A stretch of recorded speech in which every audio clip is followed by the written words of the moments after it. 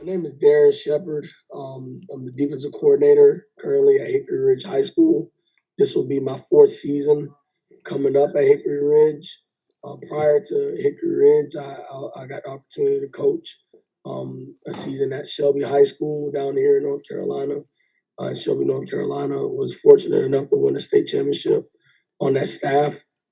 Then prior to Shelby, I was the head football coach at Highland Tech, 1A program down here in Gastonia. I coached three other sports, also coached track, and I coached girls basketball the last 2 years. I'm married, originally from the state of Florida. Went to my senior Pace High School, played there, got the opportunity to play at Everett University under Coach Cleve Adams and Coach Mike Dunleavy. And, that's pretty much me in a nutshell, man. I love ball, and, I'm always ready to talk ball. I'm Bryce Crea. I'm currently the wide receivers coach and special teams coordinator at Mallard High School in Mallard, Ohio.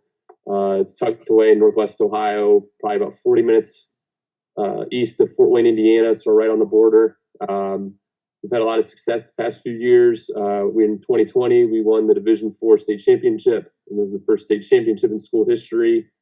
In 2021, we went 12-2 and made it to the state quarterfinals.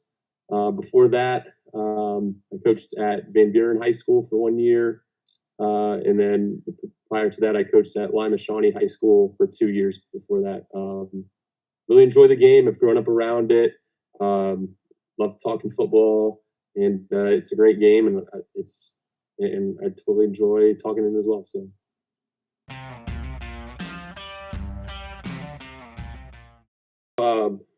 What we like to do in our offense is we like to start out empty, mainly to see what you get a good idea on what our opponent is going to do defensively if we line up in empty. We also like to get our quarterback in rhythm early in the game because we like to throw the ball a lot, and we liken to throwing bubble screens, fast screens, as to basketball players shooting layups. They see that receiver catch it and get yards, and it creates a rhythm for a quarterback in our offense. So in the first play, we also will tag a draw to it, so our quarterback has to read it as well. He has 3 different reads. He could throw the bubble to either side, or he can keep it on a draw. And on that play, the way Coach Shepherd had it aligned, I thought throwing the bubble to number 3 was our best look, because we can get the backer and the corner accounted for, and what we like in our offense is everybody accounted for and one-on-one with the safety in the open field. We see a lot of empty with offense that we go up against every week in practice. They've been very prolific the last 4 years, averaging about 35 a game. So we get a lot of empty, a lot of quads work. So we have built-in checks in our 4-3 defense. We'll check to a Bucky call. Just puts our nose in our tackle in 2s. And our outside guys in 5s, we put our mic in what we call a 0-0, which is just 5 yards off the ball over the center. I personally am a lot safer than most guys early in the game. I'm not trying to send a lot of pressure. I'm just trying to see what it is you're trying to accomplish and make sure we're able to rally and tackle to it. So first play of the game, we see empty. I'll probably go a weak cover 3 with us. Emphasis being on safety getting down to number 2 as quick as possible. The middle of the field, with the ball being in the middle of the field, we feel that gives us the best chance of being balanced. The ball goes to the 3 receiver side. We're trained very well to stop screens on the perimeter. We like our leverage to be able to attack number 2 on the bubble from that backer on that side. The corners and press bail technique. Once the ball is thrown, he'll trigger and come to the party. Those are some of the things that we're very perimeter based in what we do. Our safety's always rolling down outside shoulder 2 and 3. If they're rolling to the strong side, they're rolling to the weak side, they're rolling outside shoulder 2. As far as the dragon concept, Coach Crea talks about, where the quarterback has the option to throw the RPO or draw. We feel very confident with our ability to hold down the B and A gaps with our 2-2 techniques.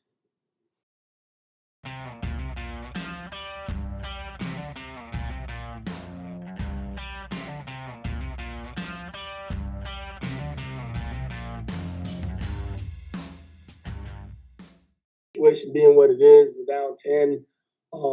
They're in plus territory in the red zone. We're a huge too high team. We've been too high. I've been part of too high systems my entire career, even when I got a chance to be the head coach and when I was at Shelby High School, and then now at Hickory Ridge High School. So a lot of everything we do will be based out of being alignment, pre-snap, and too high. Our corners are very hard, triggering on screens. With this being an RPO-based team, we're probably going to run what we call match, where it's just cover two, but it's really a two-read principle. Like I said, corners are reading through 2-1. Safeties are also reading 2-1. We align our end in what we call an Eddie call, which will just move him inside so we can take B gap, so we can take the will backer out of conflict. Trying to just add a little bit of pressure. We got a little what we call a BT stunt where the mic and the three technique are in a gap exchange. And to the boundary, we feel pretty good with being, reading 2-1 on that side too, with the bull backer being the extra player to make sure we don't give up the edge and the boundary for boundary run game. I think what works best for our offense in this situation, if we line up in with our H-back in as a true H-back, and we'll run because we're a big gap scheme team. We'll run power, our line will block power, and then we'll run our shovel option underneath, where it gives it's basically a different form of triple option for a quarterback.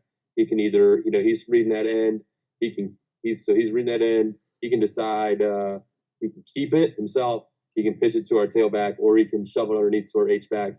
It's a very successful play in our offense. It actually, in a playoff game that we had this past year on a 2nd and 10, up 14, we ran this play and ended up scoring a 45-yard touchdown on the shovel. It's something that's really good, that works really good because our H-back can just slip underneath. And we've also ran this situation before where a quarterback has kept it and gotten yards, and he's also pitched it to our tailback, and he's made big plays. So it's just another form of utilizing our quarterback, who's our best athlete and one of our smartest athletes too, in a read. So that's why I thought this would be the best play for our offense here.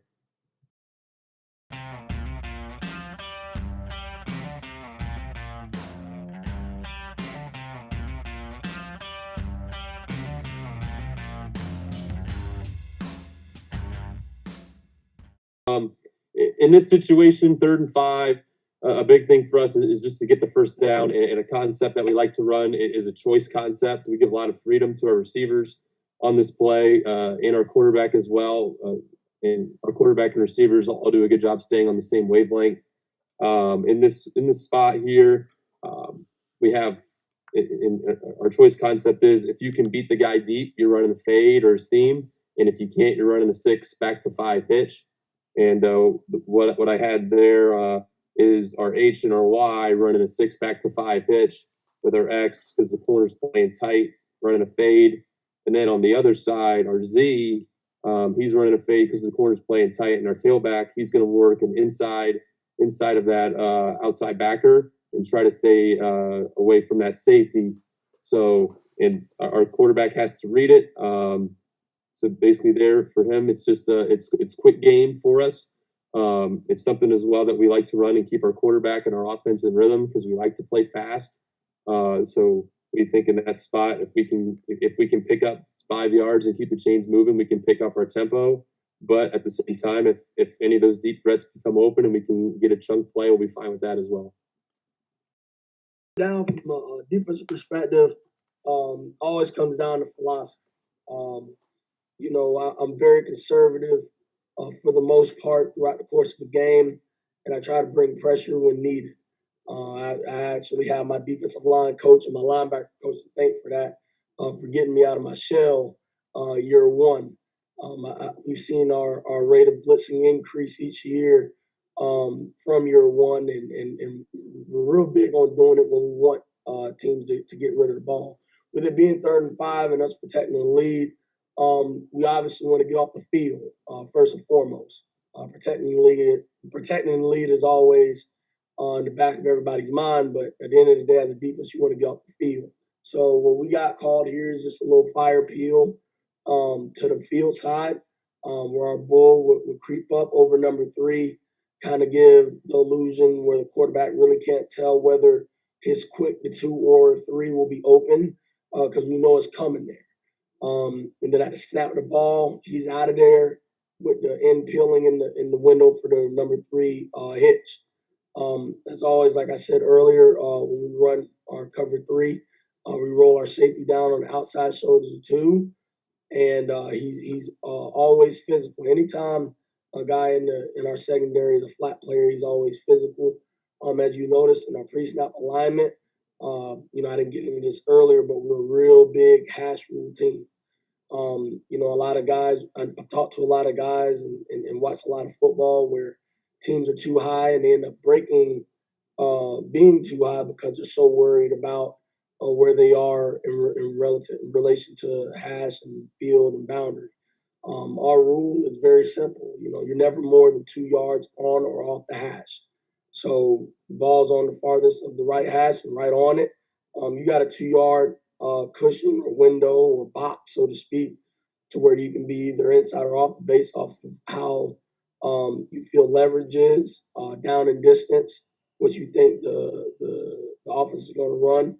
And we usually give our kids in the back end the opportunity to do that.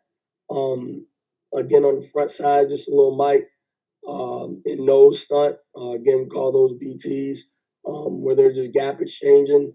What we're hoping is we get that tackle being real eager to go get that outside backer that's coming from distance, and he kind of overfans, and we're able to sneak that Mike backer in. Still bring 5, but we're able to be a little bit more strategic in the boundary. We feel like we're pretty good to the boundary. Roll back is going to be physical, especially with 2 going vertical. We feel like the quarterback's not going to have time to hit the seam route. And then everything else is just your basic 3D coverage. We're press bail. The corners are reading outside in. Safeties read inside out.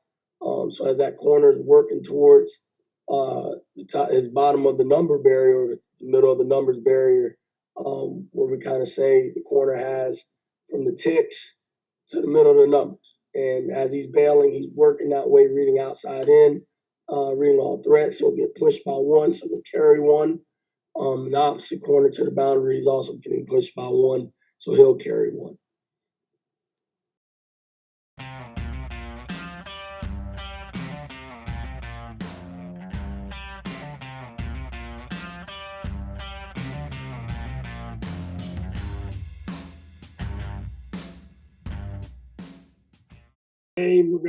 We're gonna do what we do. Very rarely, because I never like to speak in nevers, but it'd be very rarely an occasion where we have any 3-by set, 3-by-1, 3-by-2, where we're not in some sort of 3D coverage. That includes 4-by-1 as well. So we're gonna go with just a cloud concept, where we're hard on number 1, we're pushing to number 2, and we're making sure that Will Backer gets eyes to 3. He's pushing towards the goal line, get his heels on the goal line to make sure anything that happens in front of him. We got our Will Backer that is bumped back into his normal empty alignment. That is pushing to number 2. He's a curl to flat player, so to speak, but down distance, time in the game, he's got all of number 2 unless number 1 is going to cross his face. We want to make sure that we're not giving anybody any free releases. Backside corner, opposite of the empty set is in the 3D coverage. Again, he's bailing, getting his heels to the goal line, making sure everything stays in front of him. Backside safeties rolling to the middle of the field, eyeing 2 to 3. Whatever's most dangerous to that middle third. We always tell our kids, man, when you're stressed with 2 inside players as a 2-eye safety, and you're getting to the middle of the field, you gotta see 2 and 3, because 3 can go flat and you're still rolling to the middle of the field and you're being out leveraged by number 2, and then they're completing a seam route in front of you. So we got a little twist, a little loop stunt going on here. Again, just to make sure that the quarterback does not have a bunch of time. Obviously time score and obviously game planning is a big part of this deal. If the quarterback's a runner, we feel comfortable with the stunts. Again, so because he's going to get happy feet back there, and then we're hoping that he kind of aborts mission. We just got to rally and tackle. Again, that Mike Backer is now pushing to number 3 because he's back into his 0-0 alignment. So we would align here in quads, and just to get a good look, and probably in a game like this, last play of the game, it probably isn't the first time we would have lined up in quads. So we'd have a good idea on their alignment, but and obviously if the team would scout us, things like that, they know quads is something that we throw at them a little bit. But something that we do sometimes is we'll motion number 4, who is our tailback, and he'll become number 2, and then a concept that we do like doing out of empty that really plays with teams that run too high is this smash post concept, and especially close to the goal line. Obviously, typically our corners and our posts are ran at 10 yards. We'd shorten that to make your cut at the goal line. We teach our receivers the Keenan Bailey, Ohio State, punch 1-2 steps. They got to throw their shoulders one way and then back the other, maybe to get some shoulders turned from those safeties that are rolling over. That said, I think there's pretty good opportunities if we can protect it up front. Obviously, a play like this, you would expect some pressure from Coach Shepherd. Game on the line. Don't want to give our quarterback many time or as much time as we would like, and I think as well the job that Coach Shepherd's doing coverage wise, it's going to be a tight window throw. It's going to come down to some good routes by our receivers, and obviously it's last play of the game, and we like this concept in situations like this. We like the switching concept in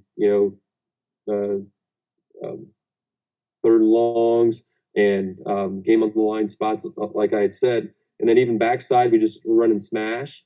And with that safety rolling over, if our tailback can get down there and get to the corner of the end zone quick enough, I think that there might be an opportunity for our tailback. But the way our quarterback is going to read it, he's going to read 2 to 3. He's going to read that, and he's going to read that safety on the trip side. If that safety jumps the corner, then he's going to throw that post in a tight window, and if he sits on the post, he's going to throw the corner, but he's going to put some air on it. And then we have 2 check down guys with 6 back to 5 hitches. If they're playing deep in the end zone, if there's no other option, we're going to throw that hitch and hopefully get yards after a catch and get in the end zone.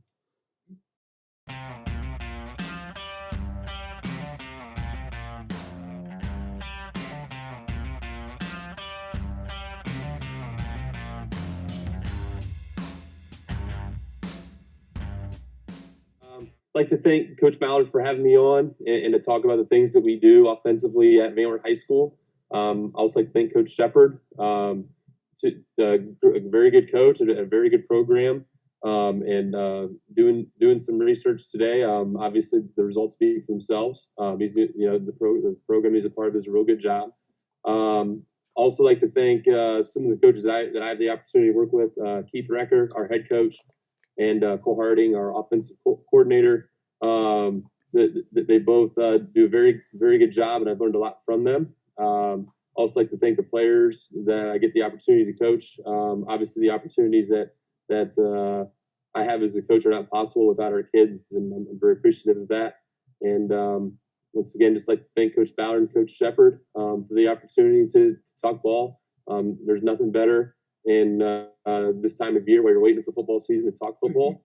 So it's great. So I thank the opportunity to talk about what we do. Yeah, I echo some of the same sentiments Coach Crea talked about. Appreciative Coach Mallard reaching out. Love that you do this YouTube channel where you get this chalkboard session going. If anything, it gives coaches like myself and Coach Crea younger coaches the opportunity to work on public speaking and work on being able to talk about what we do, not just to the kids that we coach, but to the adults that, are also trying to learn from us as we are trying to learn from everybody else.